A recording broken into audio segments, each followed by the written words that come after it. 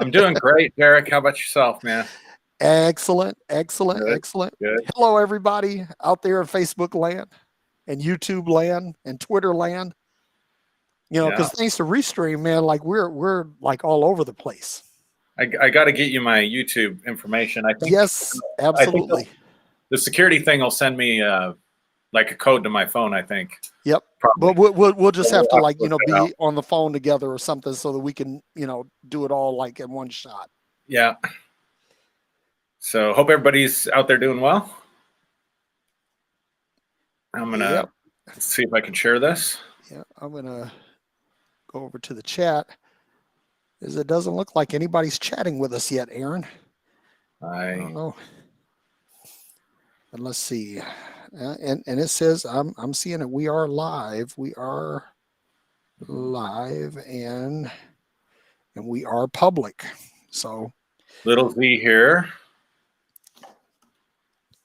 all right, Oh, Lil Z, glad to see you because we're drinking in your honor today. yep. It's mule time. So while we have a subject and we're going to talk about opinions. And this is something that I won't say that this is something that's really been grating at me or grinding my gears or anything, but right now today we have a, how can I say it? We have an opinion surplus, Yeah. and this opinion surplus would be good if the opinions were good. Right.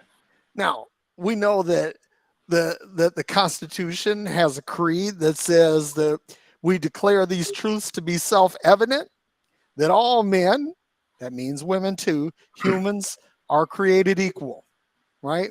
Mm-hmm. And endowed by their creator with certain inalienable rights. Well, okay, that part. Right. Right. But anyway, everybody is valuable Mm. and everybody is equal. But I'm here to tell you that opinions do not follow that Right. because all opinions are not equal. And whoever told you that lied. They lied. Because all opinions are not created equal. Right. And we see this every day. I mean, right now, I mean, basically for the last 5 years, we've seen this every day. People have an opinion. And so I want to drill into that. But before I do that, Aaron, you already have your drink made, but I decided I was going to try to do something a little cool here. So, Lil Z, in your kit that you sent us, there were two copper mugs, a shot glass, and some muddling spoons. And the shot glass and the muddling spoon I can't seem to find right now. I don't know where it is. And my office is nowhere near as cluttered as it was back in Arizona. So I really don't have an excuse. It used to be, well, it could be anywhere in here, right? But this one here, this place is actually, pretty it's pretty decent. So anyway, that being said, I have this um Luxakova, Lux Luxola potato vodka, Mm. and this came highly recommended by the liquor store owner, whose name is Todd. So I'm pouring a little vodka in here. Is that enough? Maybe a little bit more. I mean, what the fuck? It's Friday, right? That's right. And then I have this Western Sun ginger beer. Now, the catch with this is that, again, Todd recommended this as well, so I bought it. But as far as ginger beers go, I prefer Reed's. Reed's Jamaican ginger beer. This stuff here is sweet. I mean, it's almost like, syrupy, which I'm not really into really sugary drinks. But now we've added the ginger beer and, of course, a lime. All right. So we're going to put all of this in here. And give it a quick twirl. Get it all incorporated. And then I'm going to step back here and see if I can pour this without making a mess. Okay, here we go.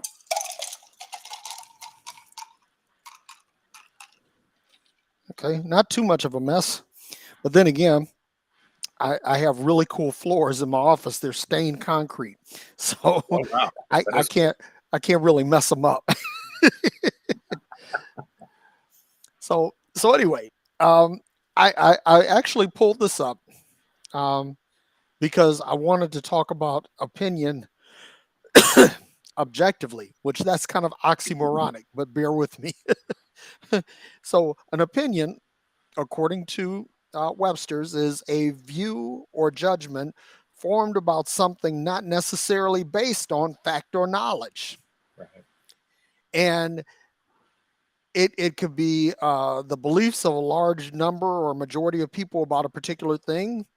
It can be an estimation or the quality or worth of something or someone. A formal statement of advice by an expert on a professional matter. Let me repeat that one, please. A formal statement of advice by an expert on a professional matter. In the legal sense, it could be a formal statement of reasons for a judgment given, and also along the lines of legal terms or legal terminology, a lawyer's advice on the merits of a case. Now, and then we also have a couple of phrases that you can be of the opinion that something, or the opinion of something, or it can be something where it is a matter of opinion, which is too many people juxtapose that with a matter of fact. Yep. Okay, so these are the things about opinions, and there's an old saying that basically says that opinions are like assholes. Everybody's got one, and some stink worse than others. Well, that is true, and again, all opinions are not created equal. All people are created equal, but not all opinions, because the opinion of your physician cousin who happens to be a specialist in dermatology giving you skin advice is probably a valued opinion. But your drunk uncle asking you, why do you have all these goddamn zits on your face, is not a valid opinion. Yeah. You see the difference? Yeah. And too many people think, and again, here's social media, right? Yeah. Social media gives people who otherwise would not have a platform. In other words, you're not influencing anybody in real life, but because you have this social media platform, you can say something sufficiently bombastic that gets people riled up enough, and you develop a following. Mm-hmm. Okay, I'll tell you something, and this is something that I've learned myself, that having the numbers doesn't necessarily mean that your opinion is better. Right. So that's my introduction to all of this, Aaron. So while you're talking, I'm going to take a sip of this wonderful mule that I just made. All right. I think it's an important topic because, in my opinion, and I'll explain why I think that opinions move everything, from commerce, free market, politics, obviously, religion. All influence is based on opinion. So the more people you can shift in terms of their opinion, the more influence that you have, correct? So, I've always said, just because a person is a leader in an organization or a group or job or church or whatever, it does not mean that the person with the title has the most influence. In fact, it's often the case the person with the title might even actually have the least amount of influence. Yeah. And so you can be an influencer no matter where you're at in the food chain, right? But to be an influencer, you have to influence opinions. So, for example, you were talking about the Moscow Mule, and you got what was that called again? Sun? Oh, Ginger Western beer. Sun ginger beer. Western Sun ginger beer. And the guy at the liquor store, in his opinion, that was the best stuff. Yep. You tasted it, said this is too sweet. I like the other stuff better. So that determines your buying options. So that's an example, a little small example of free market, right? Yep. So it really is an important topic because whoever's influencing our opinions is changing our behaviors, not just changing our minds, but changing our behaviors. So I think it behooves us to know the difference between what is a good and valid opinion and what is not a good opinion. Bingo. And so where I would go with that is I would say there is a difference between like a good opinion, and I'm pulling this from psychological literature. I'm not just my opinion. We can have a lot of fun with this tonight, huh? Oh, yeah. A good opinion is an opinion that is objective. That's how they define it. You know, the more objectivity you have in the way you think or the way you believe or the judgment that you make about something, the more valid, the better your opinion is, because the goal is to form an opinion that most closely relates to what's really out there, to fact, reality. So that brings us to the objective universe and our subjective universe. The objective universe is the world outside of us. The subjective universe is the world inside of us. So our self-talk, our emotions, our imagination, our sensory, the way we put together sensory input, all of that is the subjective universe. Yep. So the more that an opinion is based on subjectivity, what's inside of you, and the less it's based on objectivity, what's actually going on in the world at large, that determines, that spectrum or scale determines then what is a good opinion or valid opinion versus what may be completely invalid or a terrible opinion. So if it's based solely on my emotion, if it's based solely on my preferences, if it's based solely on my own ideas or ideologies, if it's based solely on the way I reference my own experiences, the more it moves into that spectrum of subjectivity, the more likely it is that your opinion is not going to be valid. So the trick then, right, is to be able to manage our subjectivity while we're forming opinions about the world at large. What do you need? Come here.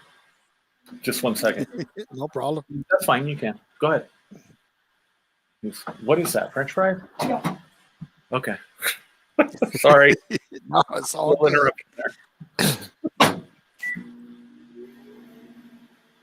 Well, you know, So that's my take. I want to throw something out there too, like the difference between a qualified and an unqualified opinion. You know, yeah, because you're talking about subjectivity versus objectivity, and the more objective the opinion is, the closer it is, I think, that it is to the truth. Right. But when we introduce our own biases, or there's this term that we have in IT, is called metadata, right? Right. And metadata is like data about data. Right. So I would say a meta opinion would be that that the more it is our qualified opinion that an opinion that is more objective is more valid than one that is subjective. But of course, that's our opinion. I like that. We're gonna have fun with this tonight. Yeah, oh, go ahead, Derrick. No, Go ahead. go ahead, man. No. Shoot. The other thing that's interesting about this that I was thinking about, there's a area of study in psychology called Gestalt psychology, and the word Gestalt means how you form a whole. So, in other words, the idea it's all about perception. Yep. So we are being bombarded with, I want to say something like 200 million bytes or pieces of sensory information at any given point in time. Yep. And of that 200 million, that's just what the brain can pick up. There's more out there, obviously, but that's just what the brain can pick up and process. But of that 200 million pieces of information that's out there, you can only consciously focus on about 5 to 9 of those at one time. Mm-hmm. So you could say the average, median number there is 7, right? So in order for us to make a gestalt of perception of what's out there, we have to delete all the rest of that information. Yep. And so the way our brains work is our brains are constantly deleting information and distorting information in order to fit with our worldview, because that's how the brain works. If you get something that is so totally out of your worldview, you will not be able, your brain will not have a category, it will not have a cognitive, there'll be no cognitive space in which to put that experience and incorporate it into your working memory or your model of the world. This is some of the reasons why people who go through extremely traumatic stuff, sometimes they don't remember the traumatic stuff that they went through because it's so far outside of their realm of existence prior to that they have no cognitive space by which to process that. And so you can think about it, the brain is just taking it and putting it through a shredder. Good analogy. And so if you think about this, then we form opinions. But let me do it this way, Derrick, because I'm sure you were the same way. Religion is obviously the influence of someone else's opinion. Yep. And preaching is the influence of someone else's opinion. And this has been a hard habit for me to break because I started preaching at 18, 19 years old. And the way I was taught and the way I was trained was to speak with divine authority. We believed, we had the divine word of God. We had the Holy Spirit inspiring our interpretation of those things. Hey, Eli, if you're going to be down here, turn that down, man. I am on a live video. That's okay. All right. We'll tell him that if he's going to make noise, he has to be on the camera. Yeah. I should have brought him over. So I would approach my teaching as though it was absolute. Like, this isn't just opinion, this is absolute fact. This is how it is because it's coming by divine inspiration. And so you learn in effective preaching to speak with authority. Now, that's really not helpful. And so it's a challenge for me sometimes to own my own opinions as mine. Yeah. You know what I'm saying? Sometimes I speak with more authority than I intend to, just because it's a habit of 20, not even 20, but almost 30 years of doing that to try to influence people. But that's something to look for when you are sorting through information on the internet or in a church or whatever in life. If somebody is speaking with too much authority, this is how it is, I'm skeptical. Because what are they editing? So, for example, and I know I'm kind of drawing this out, but for example, this is how this would work in biblical studies, right? Yep. We cherry pick scripture. Everybody does. Yep. So, and then we form a belief or an opinion based about God.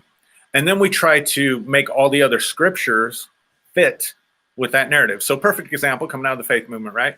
Yep. Or prosperity healing movement. There are scriptures, like if you're going to say it's God's will to heal every single time, and you just need to have enough faith. And then you have Paul's thorn in the flesh. Perfect example. Yep. right? People Yep. say, well, but look at Paul talks about his thorn in the flesh. So this is where distortion comes in, Derrick, because what we would have to do is we would have to take those scriptures and make them fit our narrative. If somebody got sick and they died, which is a normal part of this world we live in, normal part of life, Yep. we would have to distort what happened to fit our opinion. Well, they didn't have enough faith. Well, maybe they had some sin in their life that you didn't know about. I mean, Yeah. I never personally engaged in that kind of stuff, but I know a lot of people who did. Or we would form an opinion about Paul's thorn in the flesh. Well, it was an eye disease. Or, well, it was the religious community, the Jewish religious community that was coming in and beating him with rods and all that stuff. I remember somebody took the parable of the sower where it talked about thorns being the cares of this world. And somebody said, it was the care. At the end of the day, we don't have enough information to know. Right. So our opinion is being strictly informed by our perception, the model of God and the universe and healing and whatever else that we've created. Yep. And so if we can understand that we form all opinions based on limited information, there will always be more information that can either change that opinion or further nuance that opinion. Yep. And that's how the learning paradigm happens, right? Yep. Because now and this is what I always say is that you have to always leave room for superior information. Yep. Just like in the case of like a cruise ship or a Navy ship, the ship is made to be watertight, but you have to let a certain amount of water in order to ballast and the ship to keep it balanced, right? And to make sure that it's water stable. Because without that ballast, the ship would be tossed unnecessarily. So you even though like the water outside is a threat to the inside of the ship, some water has to be let in for the purpose of some stability. So you always have to leave enough room for an external thought, and you always have to just like people will ask, is this glass half empty or half full? Right. And they'll say, okay, so I'm looking at it right now, this means that I need to refresh my drink because it's about half full of liquid. But I learned this through an understanding of science and physics that the glass is never empty. It's always full of either a superior or inferior medium, right? And in this particular case, the liquid is the superior medium. It has the more weight. It has more presence in terms of volume, but there is still air in here because it's not a perfect vacuum, right? So in order to refresh my taste buds, I have to make sure that there is sufficient room in the cup to hold more drink because otherwise I run out of drink and then, well, at that point, my opinions may get sketchy. I don't know.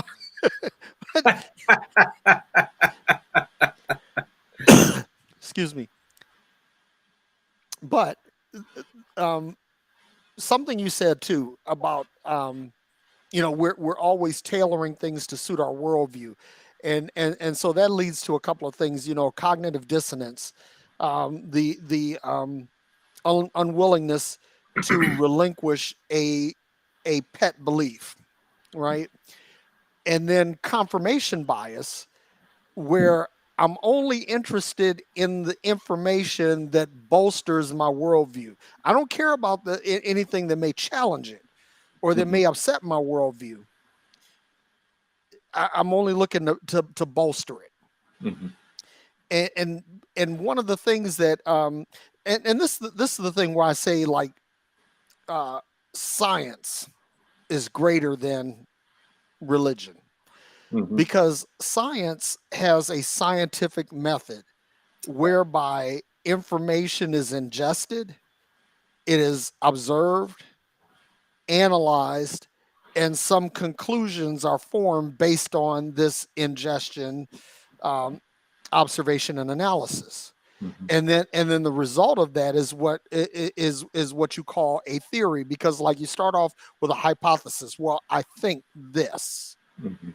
but after testing, or after ingesting, testing, and observing, now I say, okay, and this is also repeatable, that I can say now I have a theory, but I can't say that that's fact. And that's the thing I love about science over matters of faith, is that the scientists will never say this is absolute, that this Right. is factual. Right. That there's always room for a superior information to come in and displace that which is already known. And I use this all the time. My case study is in the 1920s. Albert Einstein's fresh off his Nobel Prize win for his theory on general relativity. Mhm. And here comes Niels Bohr's, who's looking at all of Einstein's work, and he says, okay, this is good, but here are some things that you might have missed. And so throughout the 1920s, these two guys were having debates, and they were like rock stars. You know, literally, it's like girls throwing themselves at them and all this other crazy stuff. Um, but they're debating the merits of natural physics or Newtonian physics versus quantum physics. And so, Einstein had a lot of disparaging things to say about some of the theories that Niels Bohr had held. Like he called quantum entanglement uh, um, spooky action at a distance. It was like Einstein was like, okay, you have the speed of light, which is a constraint that cannot be violated, but you're saying that two particles that are quantumly entangled, that if you influence one or inform one, it'll be otherwise the other pair, the other part of the pair will be equally informed or influenced, right? Mhm. And so that would violate the constraint of the speed of light. Yeah. But the, the thing is that these guys were at it until the what they call the Copenhagen interpretation of Mhm. Niels Bohr's, that it was actually proven to be superior to Einstein's theory of general relativity, even though the Copenhagen interpretation, it serves to expound on the theory of general relativity, but it further enhanced it, further unfolded, unpacked it. So anyway, I say all this to say I don't want to get too deep in the nerd world here, because I'll geek out on that shit. Um, but basically, um, at some point we have to look at something and say, okay, this is a better understanding. And that, like, so you and I use Aaron and Derrick as an example, because we went, from being Pentecostal to being Word of Faith to being in the grace movement, right? So what happened to each one of those things? That we heard something or saw something that said that this interpretation of what we've read and studied scripturally is superior to that which we had before. And so once we allowed that information to come in, that allowed us to grow to a different space. But that's not generally the way religion works. And here's, I'm just going to say this, because when it comes to religion, people will say, okay, it doesn't matter what the interpretation is as long as you leave Jesus as the centerpiece. But what if Jesus isn't the centerpiece? Then now you have something totally different to consider. But the thing is that people will say, yeah, I'm a progressive thinker, I'm an open-minded person, I can consider this and I can consider that. But when you say, okay, that this what you consider to be the centerpiece may not actually be the centerpiece. Now what happens is that you slip back into the same opinions, and you reinforce them with the information that you know fits that model. I mean, and then you basically dig your heels in. And that's I guess like what happens is in science versus religion is that science is not so moved by opinion, that there has to be some empirical data that is considered in order to prove it. Right. Yeah. So I'm glad you brought that up, because what I'm thinking here is we should do a show on research, because just like not all opinions are created equal, not all research is valid. In fact, I had to take a couple of classes in my professional training that both classes were called research methods and statistics, and then advanced research methods and statistics. And I want to just point that out to people: research methods. Yeah. So your research is only as valid as your method has been proven over time to be effective.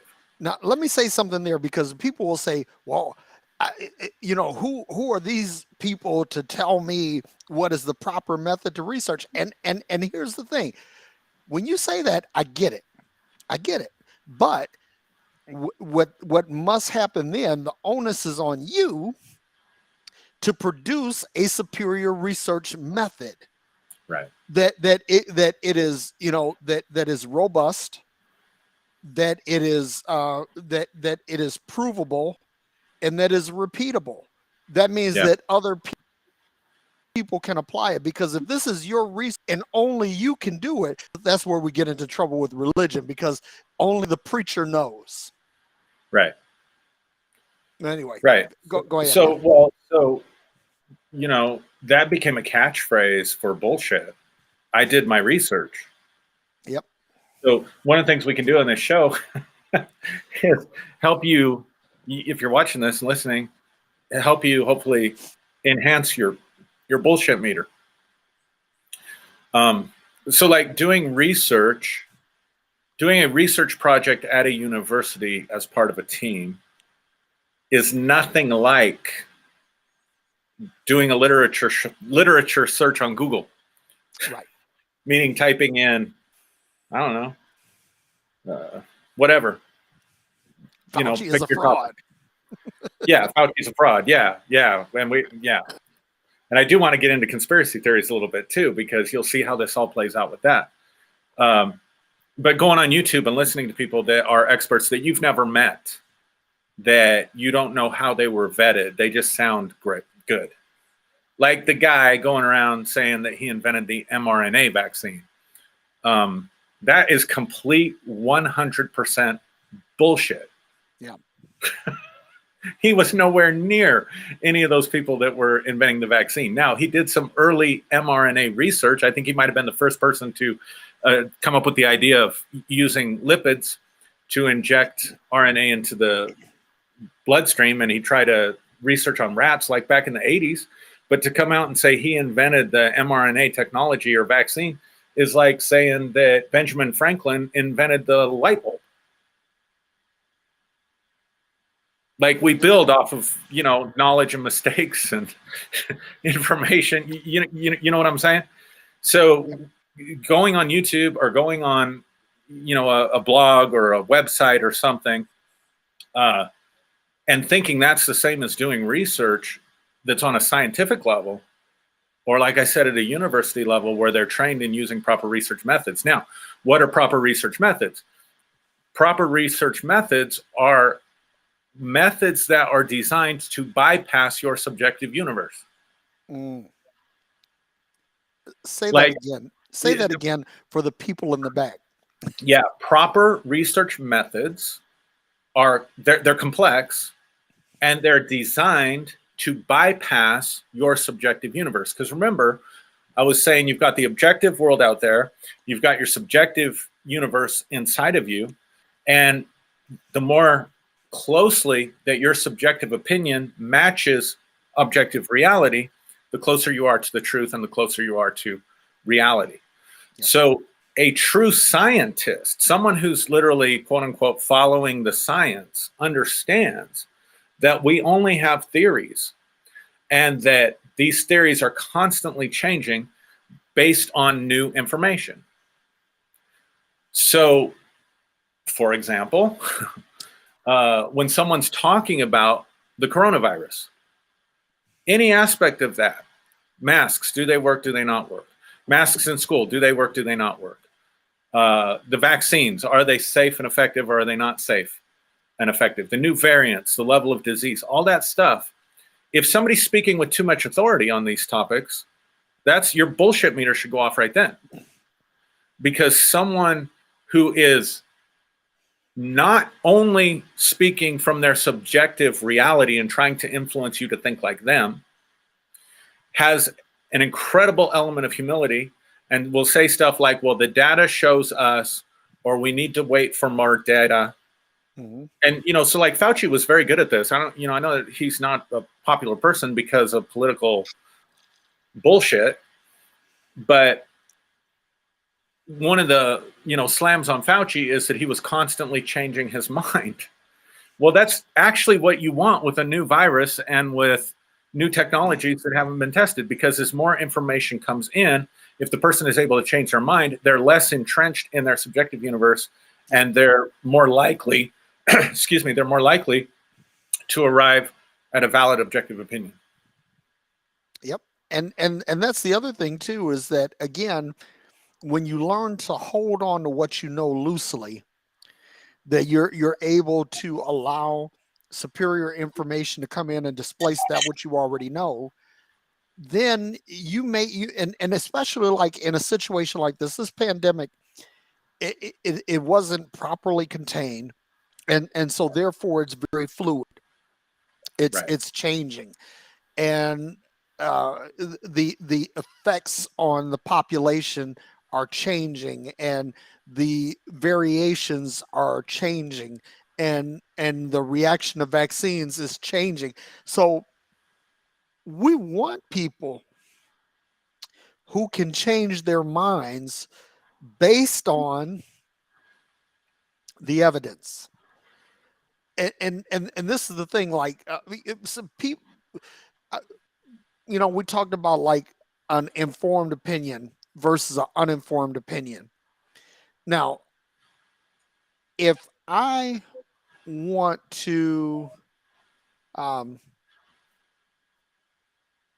let's say I've got a weed problem in my front yard, not a cannabis problem, folks, but a weed problem.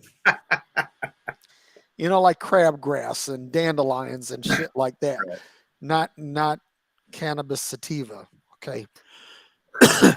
Although having a weed problem like that in my front yard probably not be a bad thing. It might raise some concerns with the neighbors, but for me, anyway, right. That's just my opinion. But anyway, I can say I've got a weed problem. And then somebody can say to me, well, I think that if you spray WD-40 on the weeds, you'll kill them.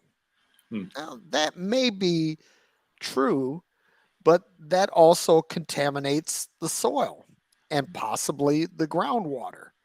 There's some, and it may not even kill the weeds. So you've done all of this, you've contaminated your lawn, you've contaminated the water table, and you still have the weed problem.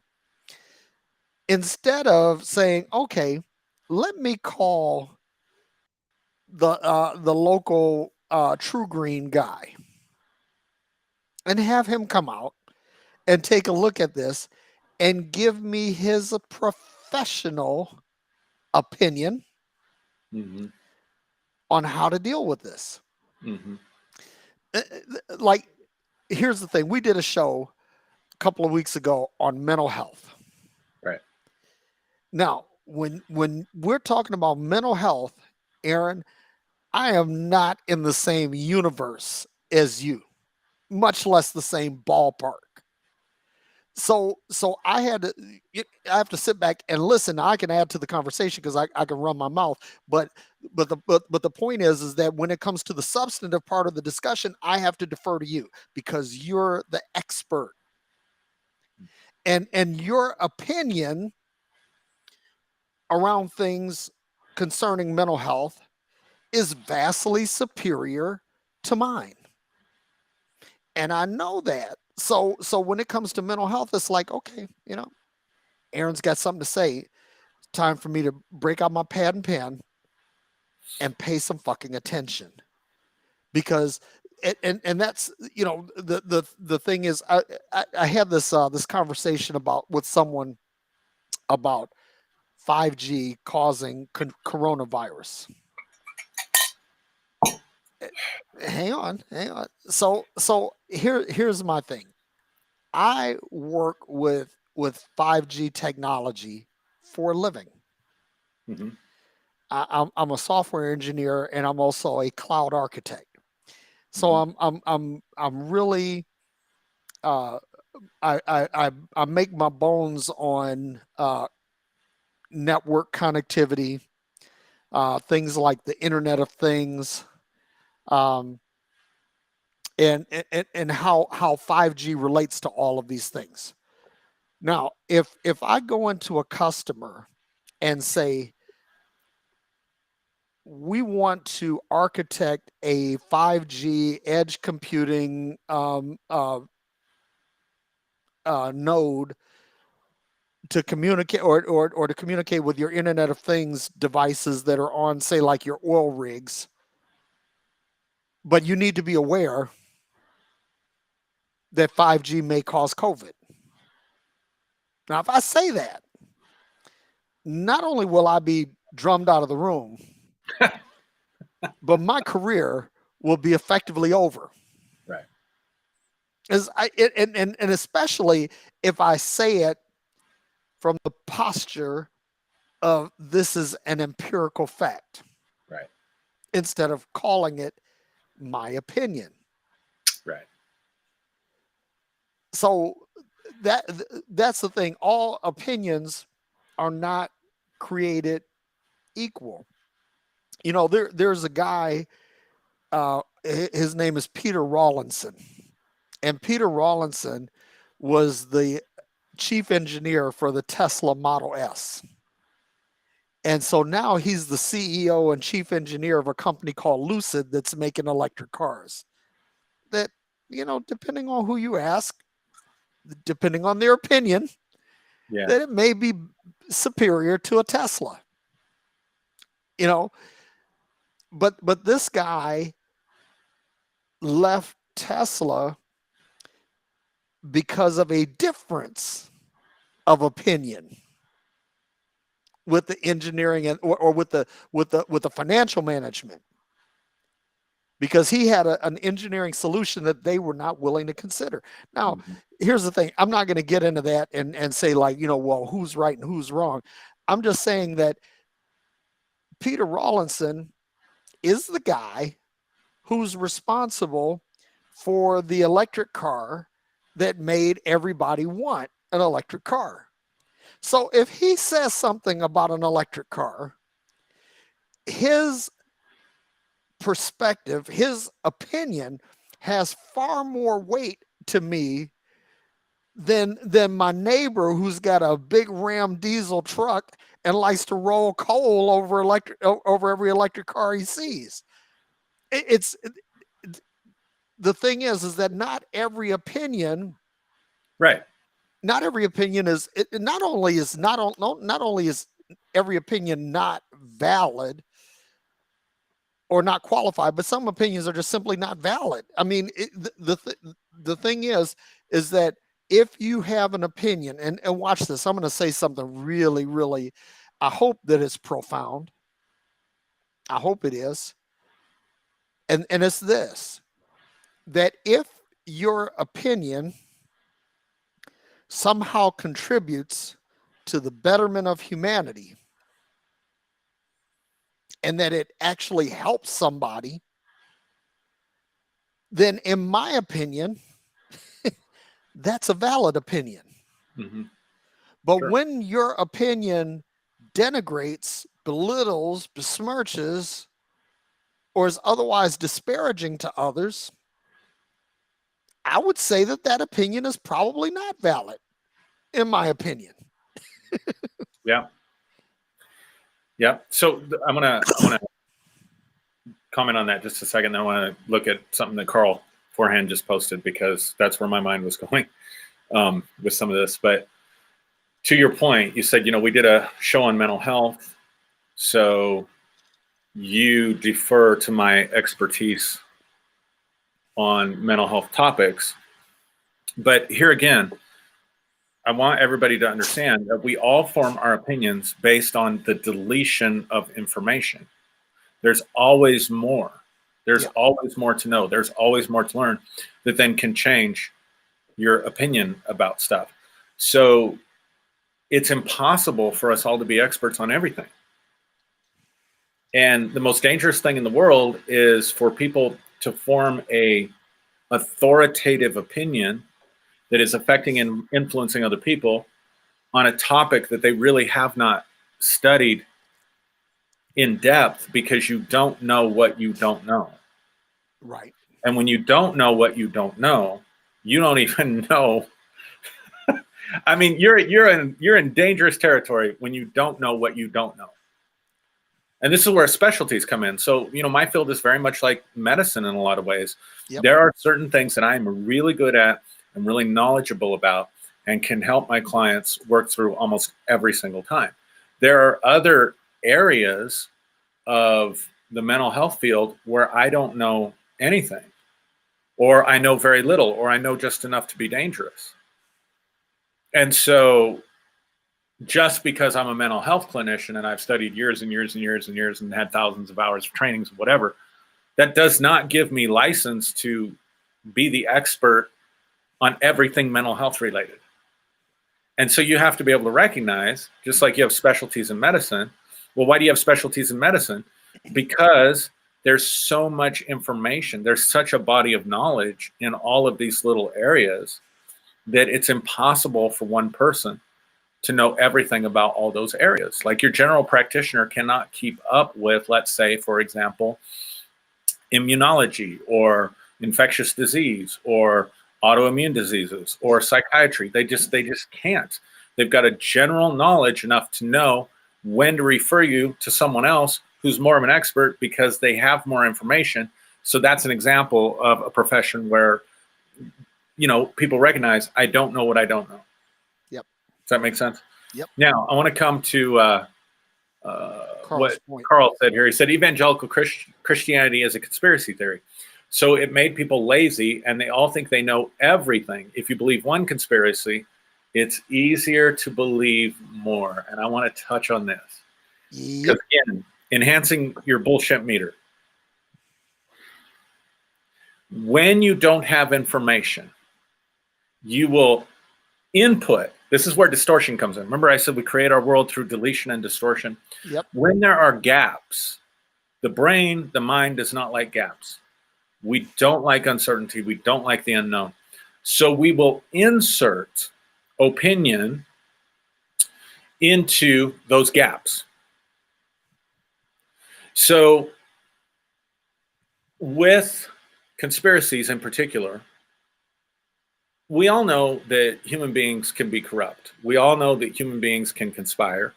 We all know that lust for money and power and control over people is very enticing and tempting. And so, sure, people, there's things going on that we don't know all the time. When you get into trouble is when you start claiming to know what you don't know about a situation. And this is where every conspiracy theory falls apart in my mind. Yep. Because at the end of the day, if it's a well-kept conspiracy, we don't know. You don't know what you don't know. So, for example, like the 5G thing, right? Yep. People are making a cause and effect error.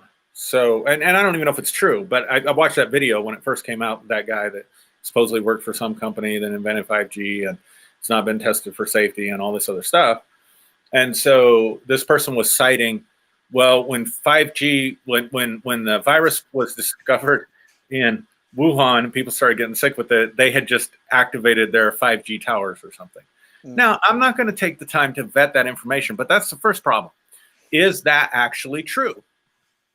Can that actually be vetted and proven? Okay, let's suppose that it can, Derrick. Just because events happen at the same time, all that means is they are related to each other by that moment. It does not mean that they have any relationship in terms of cause and effect. Right. So we have to insert information of stuff we can't verify. So, for example, the 9/11 conspiracy. We talked a little bit about that off air one night, but because there's this 9/11 conspiracy. It's been around forever.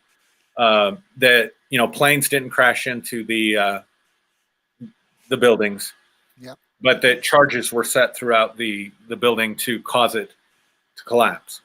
And I'm trying to inform myself on this stuff, and I'm listening to a guy who's talking about this, and he claimed to be at the Pentagon the day of the attack, saw the wreckage. Now, first of all, I can't verify that. I don't know him. He's a talking head. That's the first problem. Yep. Second problem, he says that he used to work he was a jet engine mechanic. And so he would know a fuselage if he saw one. And he was at this wreckage and there was no fuselage in the wreckage.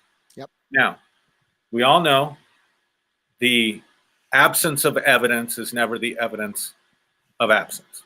So just because something is not there, we don't know something, doesn't mean that something didn't happen. But let's give him the benefit of the doubt. Let's say he was there. Let's say he did work on jets. Let's say he surveyed the entire wreckage and he didn't see any fuselage. That's all you know.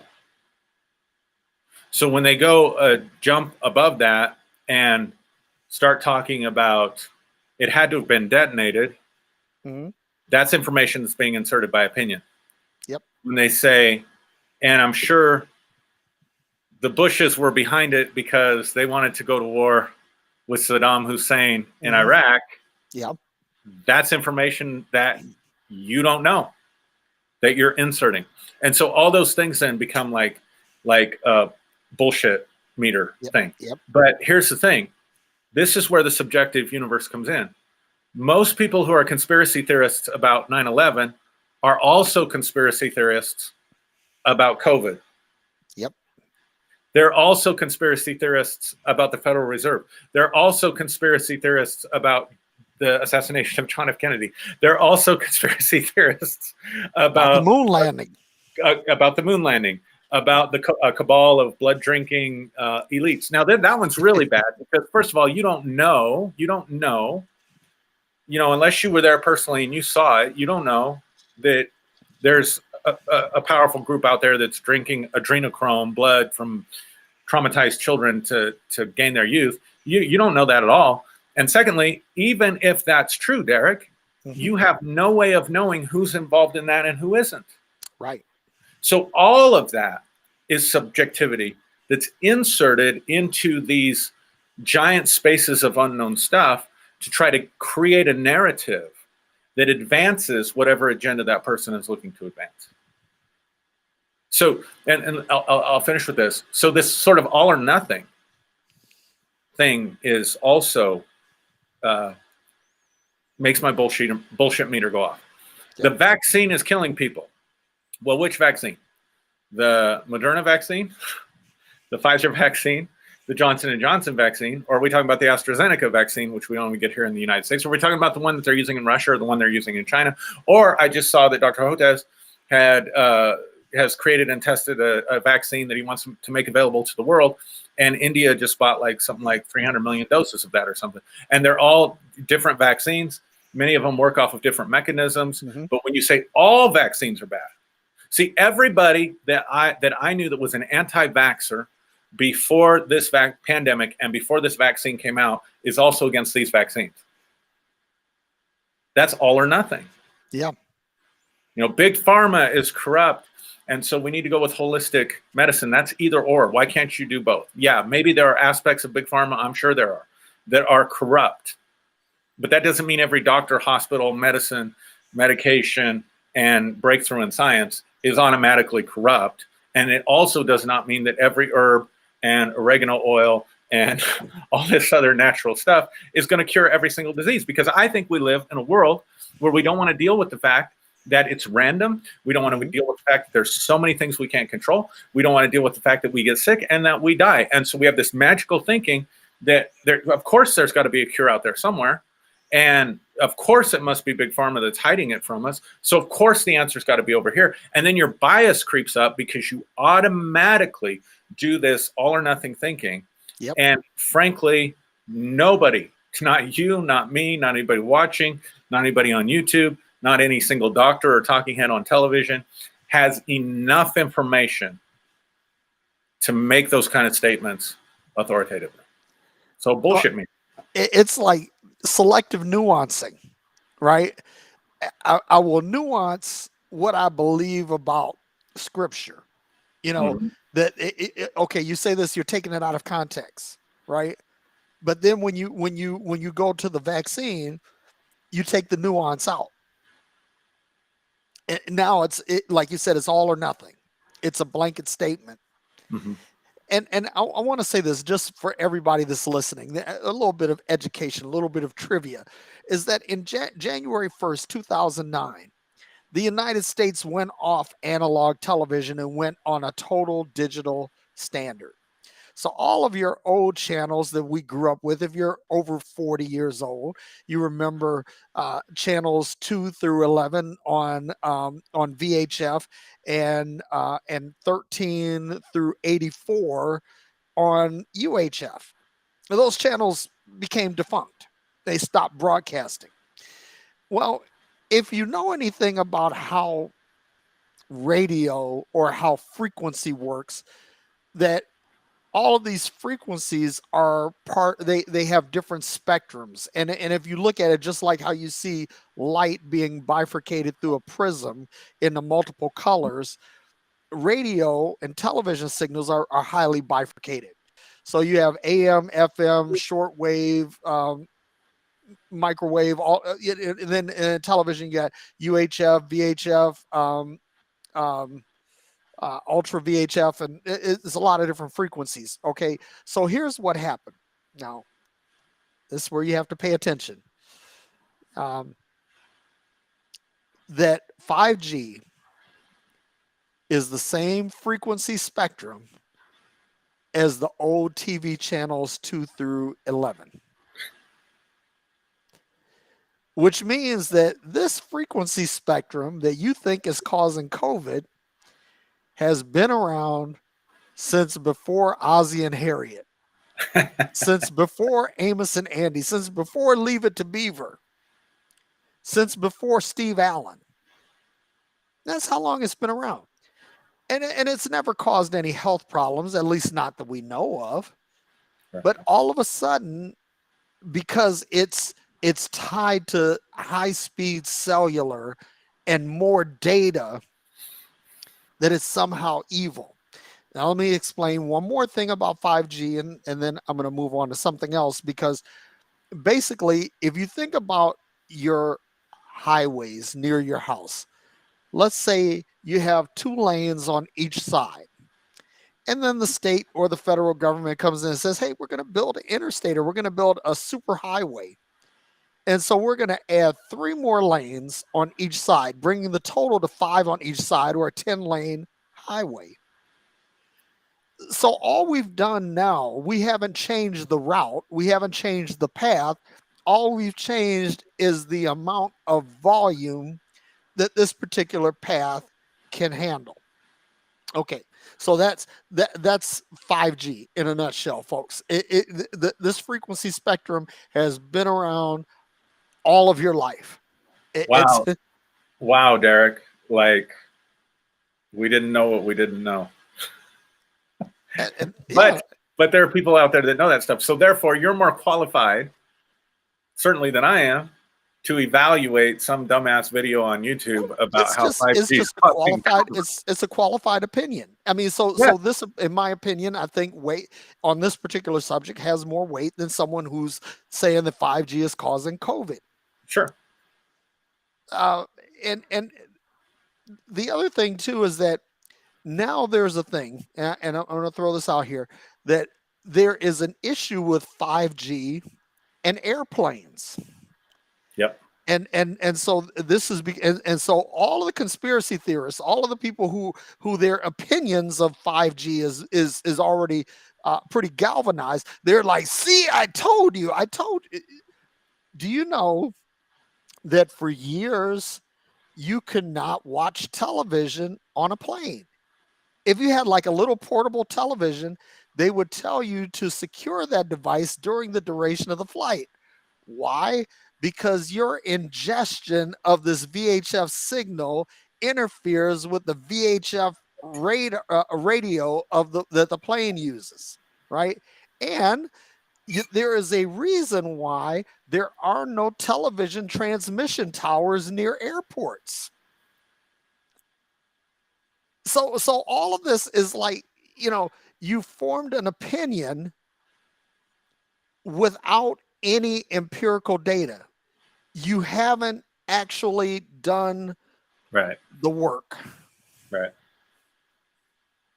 And I want to give a shout out to Carl Forehand, because Carl, and we're sending healing vibes his way. Carl's going through a thing, but the thing I said about Carl is that he's going to get through this thing that he's going through because he understands what it means to do the work. Right. Right. See, and if you're trying to bypass the work, you're trying to go from knowing, or from not knowing, to expert without having gone through the process of understanding the mechanics of what it is that you want to know. Yeah. This is just like spiritual bypassing, but it's intellectual bypassing. In other words, I have no desire to learn engineering. I have no desire to learn psychology. I have no desire to learn immunology. I have no desire to learn virology. I have no desire to learn infectious diseases. I don't give a fuck, but I want to say that I know this, and I want to position myself as an expert on this thing. Yeah. And that is the society that we're living in, because everybody thinks that their opinion is A, important, and B, valid. Yeah. And again, if somebody, like you said, not knowing, you don't know what you don't know. Okay. When and I put a quote up here. And I'm gonna pull it back up and read it back, because this is something that everybody needs to know. This you need to internalize this. But this was written by Sifu Bruce Lee, and he said, "He who knows not knows. He who knows not that he knows not, he is a fool. Shun him. He who knows not and he knows not, he is simple. Teach him. He who knows and knows that he knows he is asleep, awaken him. But he who knows and knows that he knows he is wise, follow him." In other words, if you this is my thing. There are things that I don't know, and I know that I don't know. So on the things that I don't know about, and I know that I don't know about them, my default mode on those subjects is silence. Yeah. Because otherwise, it said, it's better to be silent and to be thought a fool than to open your mouth and erase all doubt. Yeah, it's good. So right before you said that, Larry here in the comments says, some people have strong desire to be seen as smarter than the average bear. They like to feel like I understand this and you don't. Do your research, then maybe you'll be as smart as me. Others have the desire to do good. They think they are helping mankind. So by warning about child molestation and vaccines, they think of themselves as helping. I'm doing good, but to really help, it helps to have a true understanding of reality, dash, and not be crazy. But that, you were speaking to that. Like we want to act like we don't want to do the work, but we want to reap where we haven't sown. We want the recognition, we want the authority, and we want the influence, but we don't want to do the work to make sure that how we're influencing people has real integrity. And again, it's okay to have an invalid opinion. We just have to get better. And I'm talking to myself here, and I said this at the beginning of the program because this was not part of my training early on.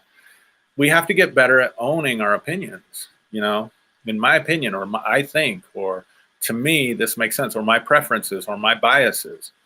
Like when you own it, you take absolutism out of it. Yep. You're not saying this is the way it is. You're saying this is my current understanding. This is my opinion.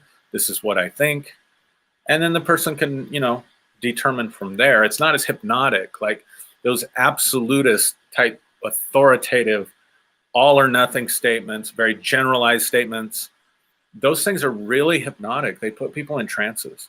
And that's also something that is proven scientifically. Yep. There was a guy, he's a Navy admiral, and he's called the father of the nuclear Navy. His name is Hyman Rickover. Mm-hmm. And Admiral Rickover had this theory that submarines could be faster and more efficient if they were nuclear powered than diesel electric, which is what they had been for almost a half a century. And when he proposed this, there were people, they said this is too dangerous. What happens if you have a core meltdown? It'll be a moving nuclear bomb and this, that, and the other. And the Navy suffered some crushing defeats. The USS Thresher and the USS Scorpion, two early nuclear power submarines that essentially imploded while on deployment. Many sailors died. Mm-hmm. But Admiral Rickover was fully persuaded, and he didn't give way. But this was the thing. Someone, and this, the name of this person escapes me, but Rickover had the idea of putting nuclear reactors on subs. But there was another Navy officer that had a better understanding of how to cool these nuclear reactors, because Rickover's thought was, well, you're underwater, just pump the seawater past the thing. Mm-hmm. But there had to be a more efficient way, and this other Navy officer came up with it, and that actually accelerated the nuclear program. And now to this day, the United States does not have any non-nuclear power submarines. Mm-hmm. Our submarine fleet is 100% nuclear powered, and it's efficient, and it's been. I don't think that we've lost a submarine since the Scorpion. I mean, so we're talking about 50 years since the last fatal American nuclear submarine accident. What am I saying here? Is that Rickover realized that even though he was determined to have a nuclear navy, he knew that there was something that he was obviously missing, right? And that in order to make this work, there had to be a change. There are all kinds of things. Again, like with Tesla, what a lot of people know is that Elon Musk didn't start Tesla. Elon Musk brought money into Tesla and basically eventually took it over. But the guy who originally started Tesla, part of the reason why Elon Musk is where he is with Tesla is because he employed Peter Rawlinson, who I mentioned earlier, who had a better idea than the original founder of Tesla as to how to make electric power efficient for cars. So the point is that when you realize that, hey, I don't know everything. So let me find the people who, man, I could go on and on.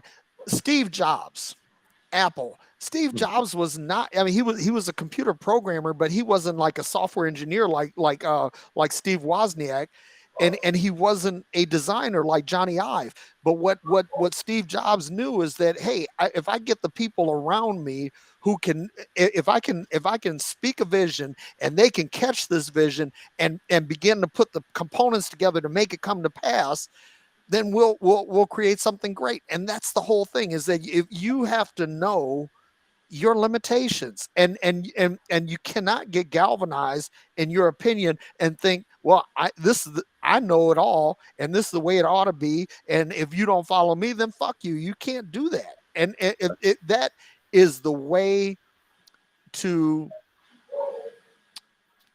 the absence of progress. Yeah, for sure. All right. Shall we look at some more comments? Look at the comments, and I'm going to put the link in here in case anybody wants to chime in and talk to Mia Aaron and talk to the whole audience. If you have an opinion that you want to share, here's your opportunity. Here's your opportunity. But anyway, Gwen says, who was on last week, technically I'm part of the cabal, a left-wing transgender woman in the Satanic Temple. I haven't been offered any babies to eat yet. I know it's not funny. I should laugh because no, but no. Listen, here's the thing: if you can't laugh at it, yeah. I mean, it's out there. Yeah, I know it is. 20 some odd, 30 some odd million people in our country believe that shit. And it's really amazing because, okay, so let's just look at this, right? Adrenochrome. Yeah. Because that's the thing, right? Yep. That these rich people drinking the blood of stressed out babies, that the stress releases this adrenochrome, and that these these satanic people drinking this adrenochrome infused blood will cause them to be young forever. Okay. Where is the scientific research for this? I mean, is there some peer-reviewed science, like in the Journal of American Medical, the Journal of the American Medical Association, or the Harvard Medical Review, or anywhere? Is there any peer-reviewed science that's been published, peer-reviewed studies? And granted, how could you actually prove that?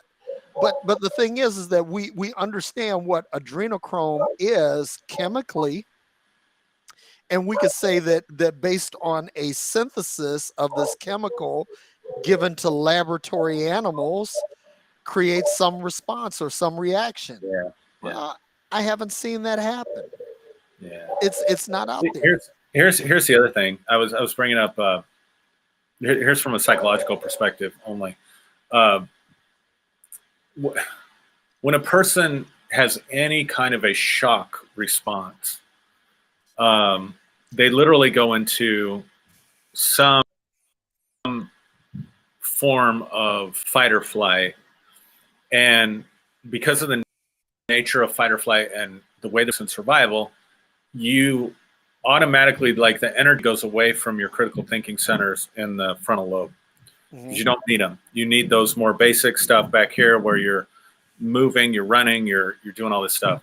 And so anytime a taboo subject is talked about, anything that will even produce just a little bit of shock and awe, the brain goes into an emotional response, and blood literally leaves the frontal lobe. That's why when people get upset, they'll go like this, just naturally, because that's bringing blood. Actually, that little action right there is bringing blood back up to your frontal lobe.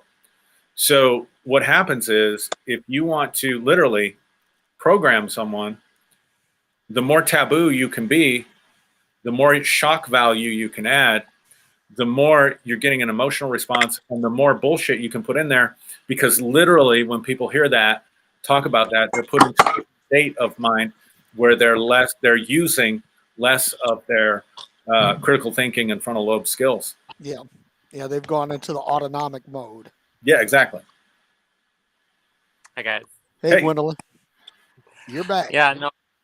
Sorry? I say you're back. Welcome back. Back. Yeah. I just kind of just noticed you were doing a live thing and was like, wonder what they're talking about today. And opinions. I hear a lot of opinions all the time about what being transgender is. And it's usually from transphobes that don't do any, or they get their information from groups of people that they all pat each other on the backs with. And then have an army of cis people telling me what my experiences are being transgender, and it gets very aggravating. Yep. And that whole cabal shit, I actually watched some of the documentaries. Like for a solid month there, I actually kept an open mind and thinking, is this whole world evil? And that was me just in a stressful time, just giving in to the insanity for a hot minute. But I gave it an honest listen and watched the documentary, and it's just like, at some point, you have to say, like, okay, there's a lot of holes in this whole conspiracy. Like, how convenient is it that anyone that disagrees with Trump is an evil sex cult, pedophile, baby eating, like that's Right. just. And I watched the documentary, and apparently John F. Kennedy's son and his family are supposed to come back and be okay. And Yeah. I didn't see. Yeah, the coming of John F. Kennedy has become like the second coming of Jesus and the rapture. Pretty much. They keep gathering at different locations, expecting him to show up, and then when he doesn't, they come up with ways to kick the can down the road. But they still show up expecting it. So. Yeah, the beginning of the documentary was kind of funny. It was like it kind of glossed over like lizard people and all this stuff, but we're just going to talk about this subject. And yeah, and it's. For a lot of people, I can see why they latch onto it, because there is some like raw live footage of like freaky things, and people that have died, they've pieced together, and yeah. The scary thing about the lizard people, reptilian thing, is anytime you can dehumanize other people, you make it easier for mass acts of violence to occur against them. So, for example, that happens for transgender people. Yeah, that the media paints us as cross-dressing men, serial killers, rapists, and then like they're evil. They're not actual, and that's pretty much 90% of the battle, right there. Yeah, I'm sure. Mm-mm. I'm sure. Yeah, you're not human. You're not equally human. Like Derrick started out the program. I don't know if you saw the beginning, but we consider these truths to be self-evident, that all people are created equal with the right to pursue life, liberty, whatever, happiness. Yep. And so if you can dehumanize someone as less than, and what could make you more less than to be like a reptile, right? Be like a lizard. Which is why, like, I am so thankful for RuPaul's Drag Race has leaps and years of so much healing for the LGBT community, because putting an LGBT show like drag queens in everyone's living room, and then they talk about their experiences, just humanize so many stories. And like, yeah.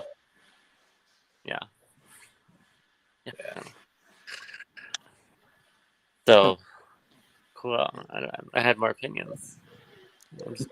Well, everybody has opinions, and here's the thing: when you express your opinions about how the transgender community is viewed and the things that you have to go through, that's an opinion that I have to honor, because that opinion is superior to any opinion that I might have on the subject.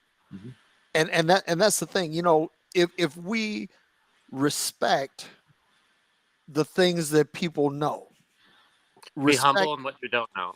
Yeah, and I mean, like for example, buying a house. Like I've bought houses and I've flipped houses and I've been a landlord and I've rented houses. Uh, but when it comes to actually buying a home to live in, I'm gonna find an agent because Mhm. that's what they do. I'm not going to try to, some people say, well, I'm going to circumvent the system so I don't have to pay a commission. Yeah, but then you have to go through all the other shit, right? Mhm. Um, if you have woodwork that needs to be repaired, you get a carpenter. If you have an electrical problem, you get an electrician. A plumbing problem, you get a plumber. Eh, just honestly respect the people that have done the work. Right. And that's probably one of like the most frustrating part of this pandemic is I don't know much about virology and vaccines. I don't research, and like the majority of that community says this. It's like, well, okay, that makes sense. And Mhm. the problem is people find pockets of doctors and whatever here and there who disagree, and that just gives them ammunition to, like, Yeah. scare them. And right now we have some freedom truck convoy in Canada that's trying to drive through the highways of like Yeah. I call it the privilege protest, because some people, there's a mandate gone down that you have to get your shots to most likely have staying jobs and go places, and Okay, nothing so that's not new. let me use an example. You brought up that Sure. that freedom convoy. Recently, in Aaron, in your backyard, there was a young man who was convicted and given 100 years Yep. Very much because in he my backyard. crashed a truck, and it was not his fault. Right. The truck wasn't maintained, and so the judge, recanted and gave him 10 years, which actually they shouldn't have given him anything. He should have. The, Governor Polis did that actually. Governor Okay, Polis stepped in and overrode. yeah. So, So yeah, that's what happened. that so here, when all the truckers were creating a logjam in Colorado because of this unjust sentence, Well, that that's made legit. sense because That's legit. truckers know trucks. Well, And you should listen to what the truckers have to say about trucks. But when the exactly. truckers are starting to talk about vaccines, I'm like, Yeah. that's when it's time to They shut say it's up. about choice. It's about choice, and Listen, that let me say something their too. freedom being taken away. I was in the Navy for 7 years. And when you're in boot camp, you go through a period that's called sick week because they give you a shit ton of vaccines. And probably up to half of the company gets sick. It's what you go through. So for a military person to say, "Well, I'm not going to take the vaccine," well, goddamn it, you took it in boot camp. You know, you didn't know what you were getting. Half the shots you got, you didn't even know what you were getting. But Just now, because you know yeah. what this one is, or you think now you want to get your ass on your shoulder and say, "Oh, I'm not going to do that." And Well, and like, I think they should just drum those people out of the service, kick them well, out. and it's just like the amount of fast food and chemicals and products that we just consume, and no one thinks about it at all. Yeah. And then, Yeah. but this was a perfect opportunity for That's conspiracy theory to evolve because it's a time of uncertainty and everything you guys talked about coming into play, and what's frustrating is it's like the person organizing it, he's like a part of those like Proud Boys and all that shit, and they crash a lot of like the native um protestees with violence, and it's like now it's such a like just a bunch of white people protesting, and so all of a sudden the conservatives are on board, and and people, no one's real, and the police aren't doing like just, it's not a big deal. But the second like a bunch of native folks go to protest a pipeline, and then there's just RCMP just on it, yeah. ready to hurt somebody. Yeah. And meanwhile, these trucks are like blocking highways. It's like, okay, well, there's privilege being displayed right there. Yep. I got off topic there though, but Yeah. yeah. Hey, want to thank you for jumping in, Gwendolyn. We're going to go ahead and get ready to wrap up because it's Friday night and Aaron's got kids, young Yeah. kids. Yeah. My kids are on autopilot. They're like, all either grown or damn near grown. So they do their thing. But They can thank you for self-maintain. joining in. Much love. Good to see you again. Good to Yeah, see you. anytime. I'll probably see you again. All right. Bye-bye. Bye. Bye. All right. Well, and I don't think anybody else wants to join in. Nope. People are afraid, or maybe they don't want to share their opinion. I know that I heard from a few people that the link for them didn't show up for some reason. I don't know why. Like they couldn't find the link. Yeah, I drop it right here in the chat. Like yeah. that. Yeah. So I don't know. I don't know if they're watching from my page, if it doesn't drop in or something. Maybe that could be it. Because the person that told me about that, they couldn't see Doug's comments either. So I don't know. We'll have to work on that. Yeah. All right, brother. Any closing thoughts before we go? Or we I want to hear from people, like topics you and I have been kicking around, topics for the new year. What do people think about the subject material that we've been covering? Is it beneficial, or if you have some other ideas for stuff for us to cover, that'd be cool. Yep, absolutely. Yep, because the whole idea behind this is to help people get free. I mean, getting free from religion, getting free from intellectual bondage, getting free from, and I mean, one of the things that I want to talk about too this year is I want to talk about money. Yeah, because I think that money is like an underserved topic, and so many people struggle financially, and I'm going to tell you, I've struggled. me too. I've struggled. And I know what it's like, but I also know what it's like to to try to make better decisions and all of that, and working on different streams of income and things like that. So definitely want to do that. John Knight says he has no problem sharing his opinion. He doesn't. You don't have to have a camera, man. You could be a talking head, just a voice. Yeah, that's true. Yeah, that is true. Yeah, John is a cool guy, man. He was a member of our church back in Arizona, and but he has zero tolerance for religious bullshit. So, kind of guy. My kind of guy. All right, Derrick. I'll see you next week. We'll see everybody next week. Thanks for joining us for tonight's topic. Yep. Love you, man. Love you all. Y'all take care, and we'll see y'all next week. Peace.